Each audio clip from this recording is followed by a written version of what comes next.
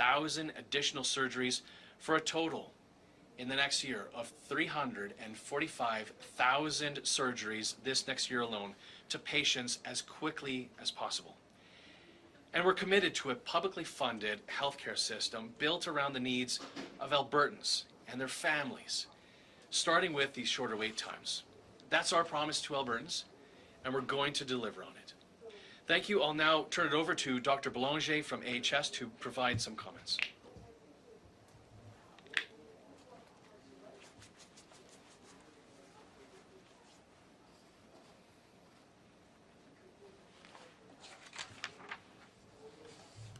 Thanks, Francois.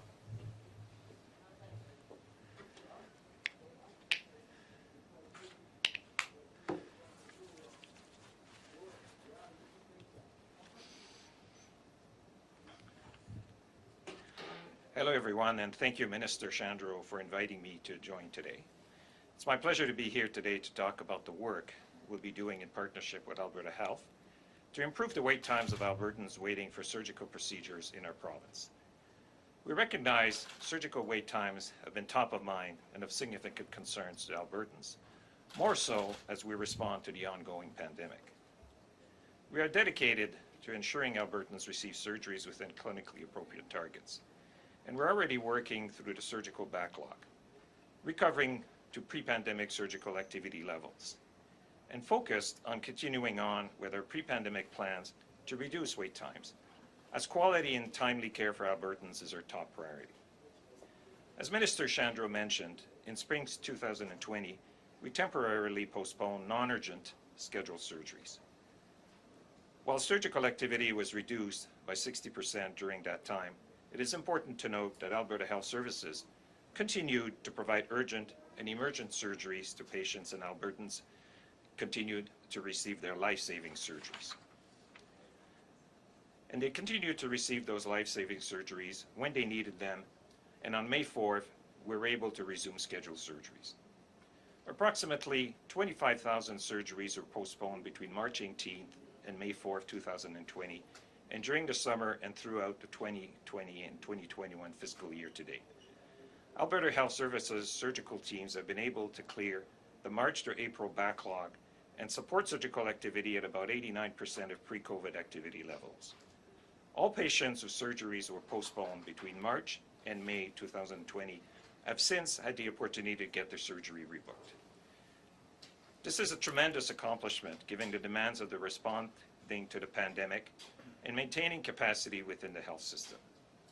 The resumption was a significant effort, as the process for surgery for patients, staff, and physicians changed considerably, including new workflows and new requirements for public health measures to ensure ongoing safety for our patients.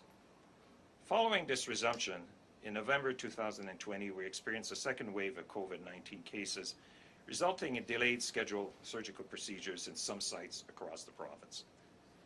As we now begin to come out of Wave 2 of COVID-19, Alberta Health Services, along with Alberta Health, is working on various strategies such as the focused surgical sites and expansion of chartered surgical facilities referenced by Minister Shandro. We continue to monitor the impact of these surgical delays and our surgical backlog as a result of Wave 2 surgical services reductions. To provide an understanding of chartered surgical facility marketplace availability, a request for expression of interest went live in January 2020 and closed in June 2020. In follow-up, Alberta Health Services is issuing 2 requests for proposals this spring to seek an expansion for procedures for chartered surgical facilities partners for ophthalmology and orthopedic surgeries that will help manage the increased surgical demands and enhance capacity in particularly high-needs areas, such as hip and knee surgeries in the long term. We already rely on our chartered surgical facilities partners to perform a number of surgical procedures. Of the 290,000 patients receiving surgeries in Alberta Health Services Acute Care Hospital provide about 85%, or an estimated 260,000 of these surgeries, and in 2020 approximately 15%, or 44,000 publicly funded surgeries were provided in chartered surgical facilities through 51 contracts with AHS. Without these partnerships, as we are responding to the pandemic, our wait times would be longer for things like cataracts and orthopedic day surgery. What does this mean to Albertans? In contracting with chartered surgical facilities, our goal is to improve surgical wait times through improved access to service. This work is designed to increase access to surgeries across the province for Albertans while balancing the healthcare system capacity need for the ongoing COVID-19 pandemic response. It's important to note that safety of patients and the safety of our staff and physicians remains the utmost priority. Any increases in surgery activity will happen providing it is safe and appropriate to do so. Following this expansion and recovery from the pandemic postponement, we will continue to move fully into the Alberta Surgical Initiative, which will have us continue to decrease wait lists so no patient is waiting longer than what is clinically recommended. We continue to work towards a full recovery over the next year, ensuring that patients receive their surgery within clinically appropriate timeframes and eliminate the COVID-19 accumulated backlog. We're extremely grateful for the patience of all Albertans who had their surgeries delayed as we took and continue to take necessary steps to ensure our healthcare system is prepared to respond to COVID-19 pandemic.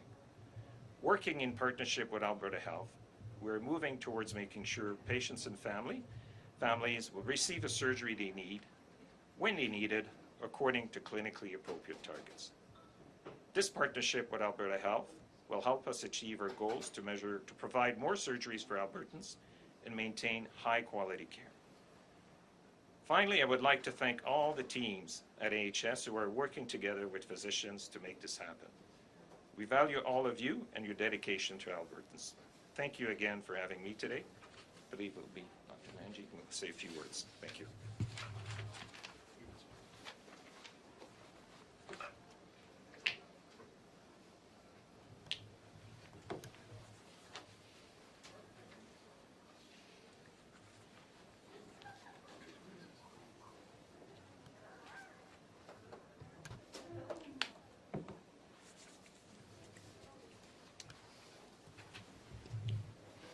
Thank you. Good afternoon, everybody. On behalf of the staff at this Rocky View Surgical Center, it is my proud privilege to welcome Minister Shandro and Dr. Belanger to come and visit us and give us their highlights and updates. As we reflect upon 33 years of our operating history, we pause to note our valuable relationship and partnership with the Alberta government and the Alberta Health Services, and the Alberta Health Services predecessors, the Calgary Regional Health Authority and the Calgary Health Region. With its forward and progressive thinking, it was in 1996 that the province of Alberta pursued outsourcing of surgical services into the community. For all 25 years, we have always remained partners, having different contracts, and we have built great relationships with Alberta Healthcare and Alberta Health Services.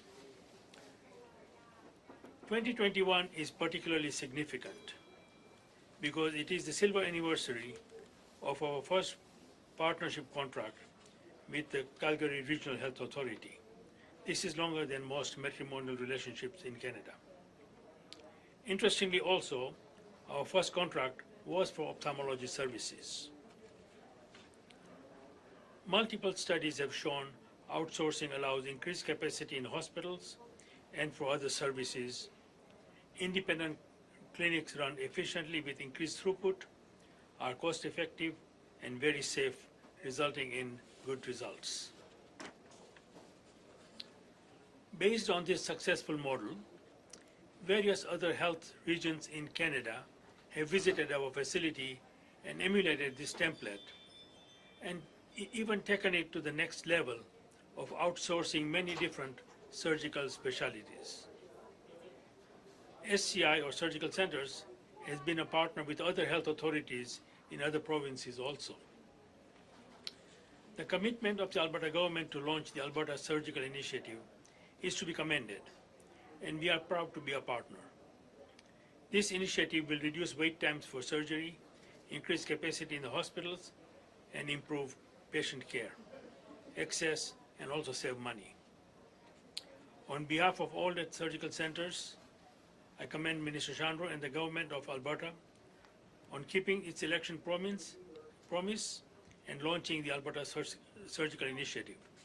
I also take this opportunity to thank all our staff, from the corporate level to the people in the ORs and in the administration, for their valuable work, especially during this COVID outbreak, and trying to keep the places running and as effectively and efficiently as possible.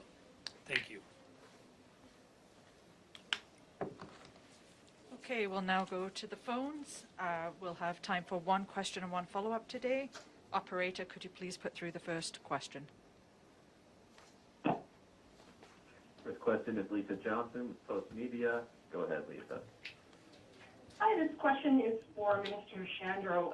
Last year in July, the government put out a call for proposals for a third party to review its pandemic response during the first wave. The point being to help the province better respond to a potential second wave. It was originally set to be finished in the fall, but obviously in December we learned that it was delayed until sometime in 2021. Do you know what the new deadline is for this review, when are Albertans going to see it? And given the fact that we're now well into the second wave, what value is there in this review going forward? No, fantastic question, Lisa. So I understand that the organization that was contracted to do the review of the pandemic response has finished a first draft. I think they will be making the final submission fairly soon, and we'll be then, after reviewing it, making that public. But we also wanted to move quickly, and there's much to be learned as well in 2020. I assume that one of the recommendations will be that we continue to learn from COVID and our response to the pandemic. This is a new situation that every country, every jurisdiction is going through, and will continue to learn and having to react quickly to this pandemic and future ones as well. And so it's going to be important for us to not just take this, what we've learned from the folks who provided this report, or will be providing that report, but also continuing to learn from anything we learn in the future from COVID-19 and beyond. Thanks, Lisa. Lisa, do you have a follow-up? Yeah, okay, so there's no specific deadline. Can you tell me what specifically are the parameters for the review?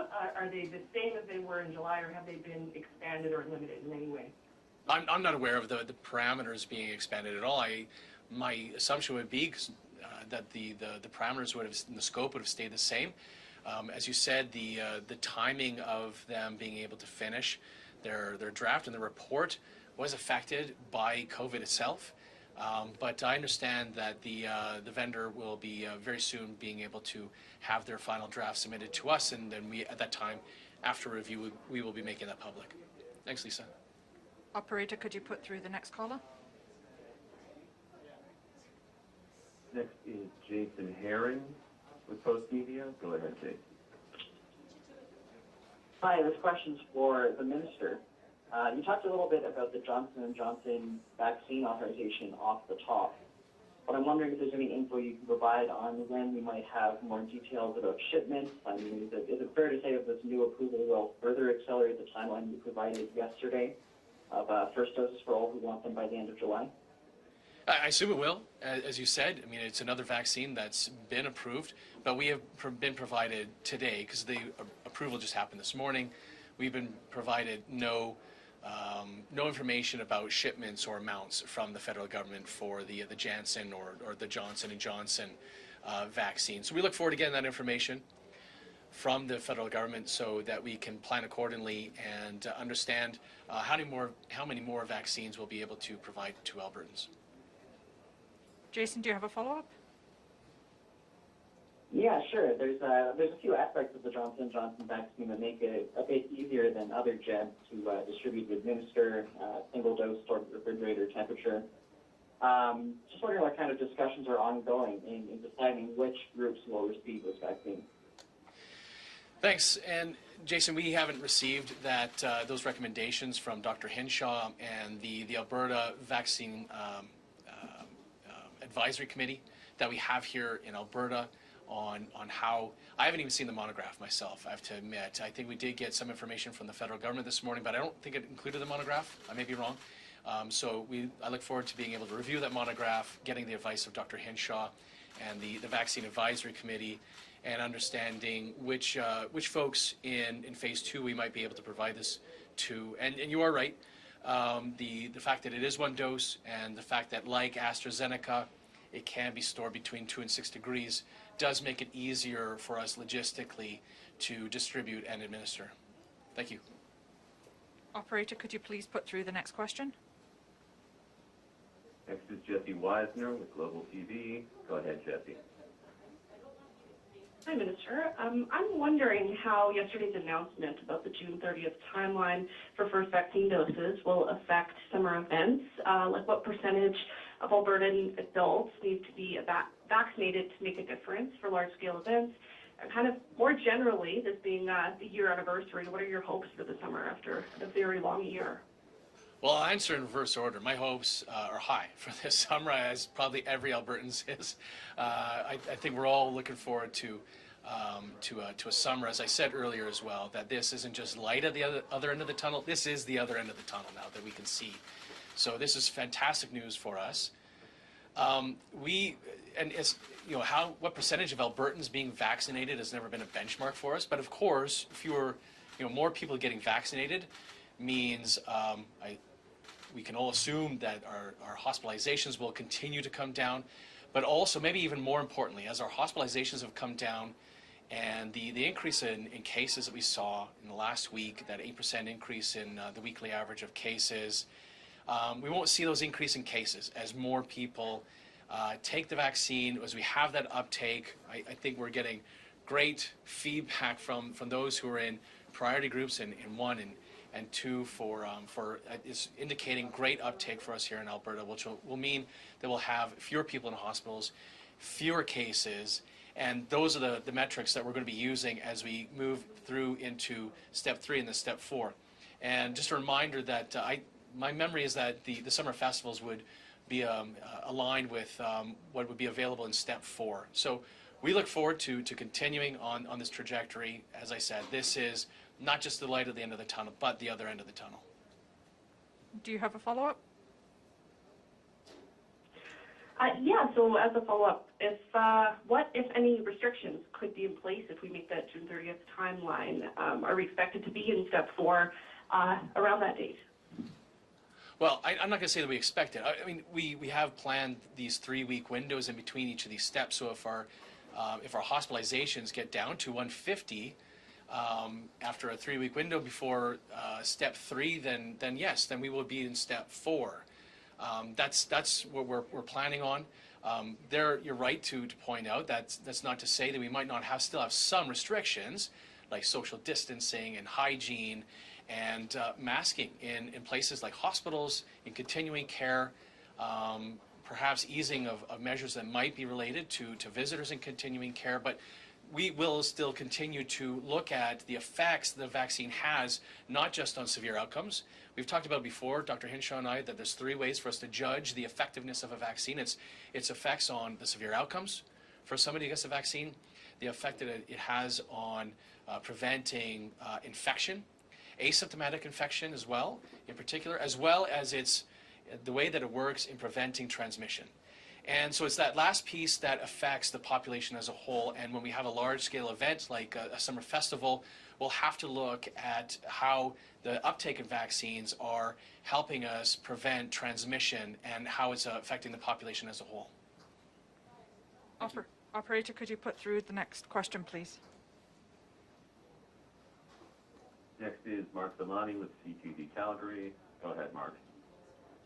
Heather, this is a question for the Minister. You mentioned that all adults will be able to be eligible for that COVID vaccine at the end of June, but still a large population when it comes to children that aren't eligible. Does the province have any plans for the rollout of vaccines for children?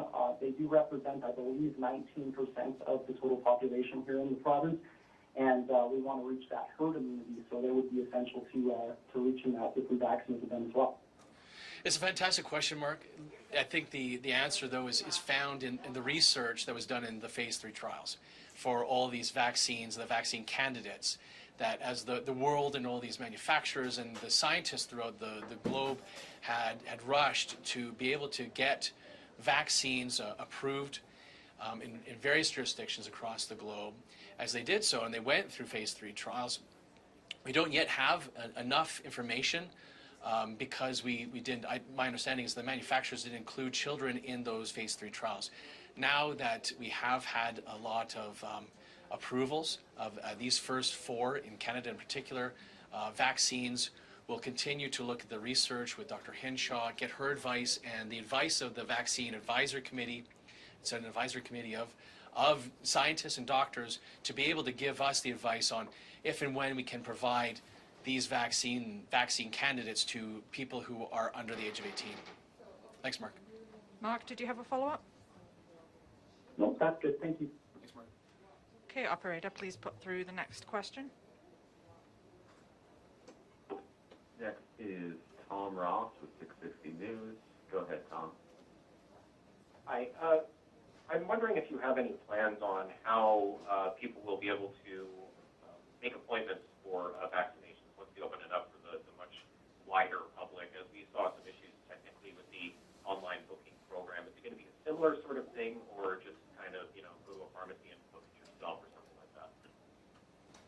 And as we announced yesterday that we will, and we've done a few things actually, I should point out, to help with any of the issues that happened with those who were in phase 1B. We had a rush of, I think, 150,000 people who were trying to get appointments, even in the first hour alone. So we are staging people who are eligible by smaller age cohorts. For example, for phase 2, that might be something we do as well for phase 3. We haven't made any decisions regarding phase 3 and how the rollout is provided to the wider public who are not included in phase 2. We haven't had any recommendations from Dr. Hinshaw this time and whether and how those the rest of the population might be broken down. But you're right to point out that the onboarding of pharmacies, the first 102, has been also allowed us to offload a lot of that volume and stress in the booking systems for AHS and the booking of appointments. We look forward to continuing to have more pharmacies as well as our family doctors.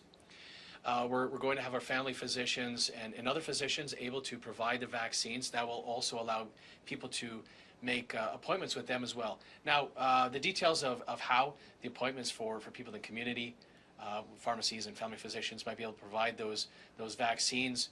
We're continuing to work with those community partners to see how that might, we can continue to work with them and to change the registration system for the vaccines, but we have nothing decided yet at this time, Tom. Tom, did you have a follow-up? Yeah, just quickly to build on that, is there any more progress on getting family doctors involved in this? There has been. So we've reached out to physicians through the AMA, making sure that they understood that we want to include them in the vaccine rollout. So there has been an expression of interest that has gone out. The ministry has received some information from those family physicians and working with onboarding them and making sure that we have a reporting system as well so that we know which Albertans are getting vaccinated and the numbers of folks who are getting vaccinated, which vaccines they're receiving, so that we can make sure we provide that transparency and disclosure to the wider public and people can see that information. So it seems like it's going quite well with the family physicians, but nothing new to announce today, though. Thanks, Tom. Okay, we have time for 3 more questions. Operator, could you please put through the next caller? Next is Kat Dennisett with CBC Radio. Go ahead, Kat. Hi, thank you. And my question is actually going to be in French, so a little interruption here for François Bélanger. Alors, je voulais juste un petit peu parler, je sais que le chiffre estimé de presque 17 000 interventions reportées est quand même assez alarmant pour certaines personnes. Est-ce que vous pouvez parler brièvement du plan d'attaque de l'échéancier attraper les chirurgies aussi. J'aimerais savoir si vous avez été capable d'estimer quel nombre de ces chirurgies était vraiment essentiel.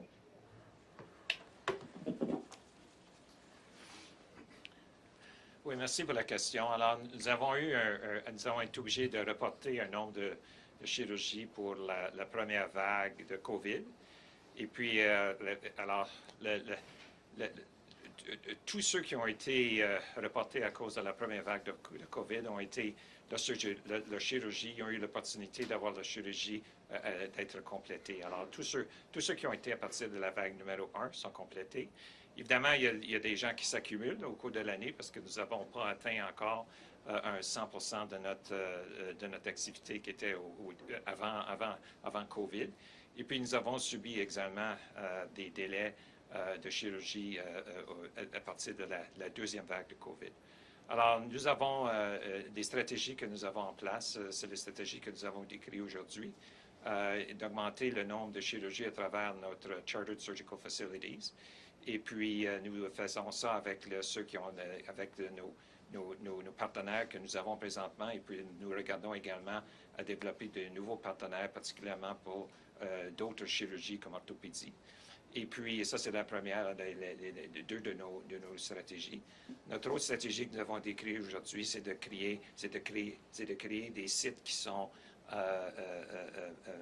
protégés et qui nous permettent d'augmenter le nombre de chirurgies quand d'autres centres ou d'autres facilités, d'autres hôpitaux vont être affectés par le COVID. Et nous prévoyons faire, nous avons commis au ministre de faire 55 000 chirurgies additionnelles au cours de la prochaine année fiscale, ce qui nous mettrait dans de très bonnes positions pour finalement pour ce que nous avons commis à partir d'Alberta Surgical Initiative. Merci beaucoup. Kat, do you have a follow-up? No, it's okay, thank you. Okay. Operator, could you please put through the next caller? Next is Kevin Nimick with CTV Calgary. Go ahead, Kevin. Hi there, a question for the minister. I'd just like to follow up on the question Mark asked earlier regarding kids. Is it possible to go back to some version of pre-pandemic normal without kids being vaccinated? Well, that might be a question that I'll have to defer to Dr. Henshaw to answer. I think, so a couple of things. I think we can remember that as adults, and more adults have uptake in accepting the vaccines, and we have fewer people in hospitals. That's been our key metric as we move into step 2, step 3, step 4. We know that the average age of folks who are in a hospital is 60, so a lot of people in their 50s, a lot of people in their 60s. As adult Albertans are continuing to get those vaccinations, then the stress on our hospital system isn't going to be as concerning as it had been in the fall and is right now. And if that's our key metric, if we know that we can, as a system, handle 150 people in hospital beds for COVID without there being a concern, if it's there or less, then whether there's transmission among children, and by some rare circumstances, children to an adult, if the adult hasn't received a vaccine, it's not going to be as widespread and a concern if the uptake among adult Albertans is there. I also say this, and I'll leave it for Dr. Henshaw to clarify, but I've heard many times from her as we open up the schools that her concern wasn't in transmission from children to teachers in the schools, that her concern in the schools was always transmission from teacher to teacher, adult to adult, in particular in the staff room. So there can be transmission from obviously from children to adults, but I'll continue to get her advice and would defer any technical answers regarding your question about to the extent to which children have to be immunized for us to be able to see more reduction in the transmission in the community. Kevin, do you have a follow-up? Yeah, sure do. Minister, as you said, it's been a year since COVID was announced to be in our province. If you were stepping in a time machine and could go back to the start of the pandemic, what would you personally do differently?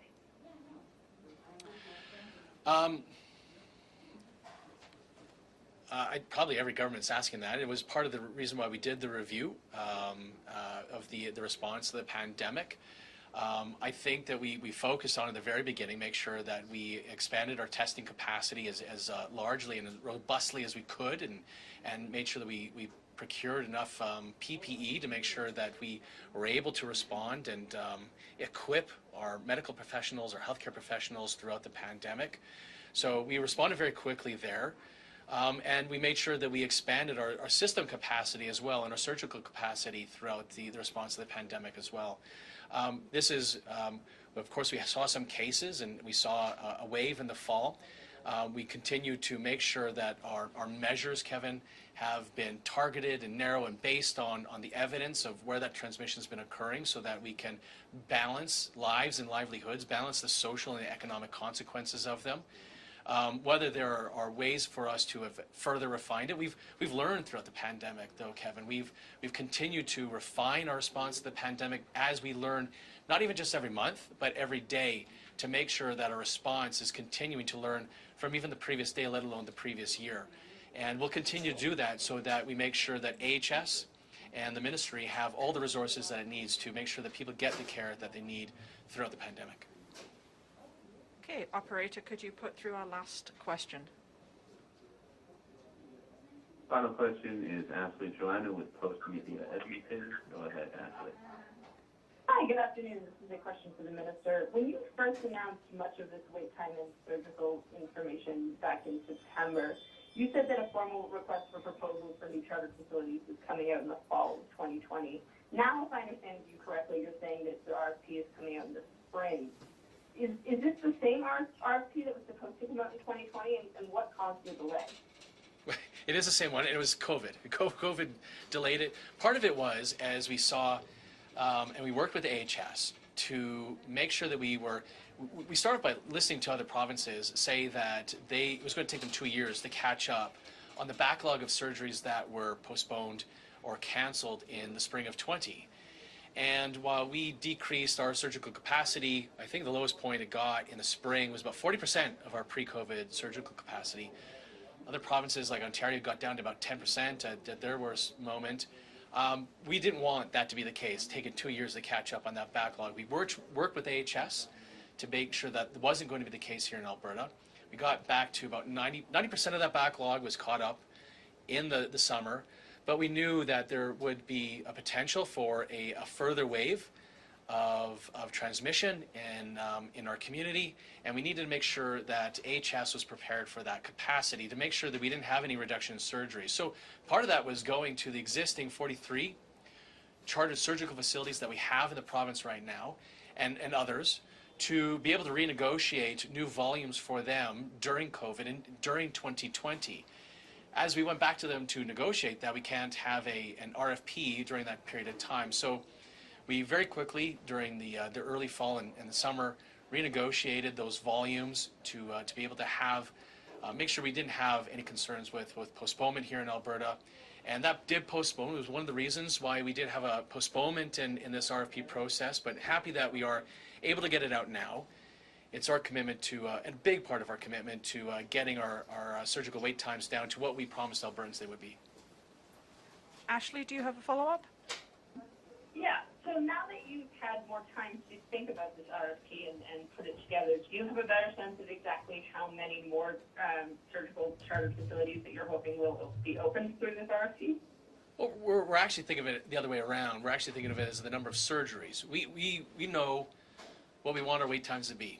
And we know how many Albertans they are. We know how many procedures there are going to be for every permutation of surgery in a given year, and how they're going to increase over the next few years and in the coming decade. So if we work backwards from there, how many more surgeries do we need on top of the 290,000 that are done in the next year? And we realize it had to be 55,000. So our goal isn't necessarily how many surgical facilities we have in the province. It's how do we get to 55,000 surgeries. We have been, as we announced in the fall, though, been including our Indigenous communities as well and providing opportunities for them to make sure that they can have an opportunity to have a successful application as well to the RFP. And so 6 Nations did qualify for that grant to help them with that process. But we work backwards, if that makes any sense, in looking at the volume of surgeries rather than the number of facilities. Thank you. That concludes today's media event. Have a good weekend. Thanks, everyone.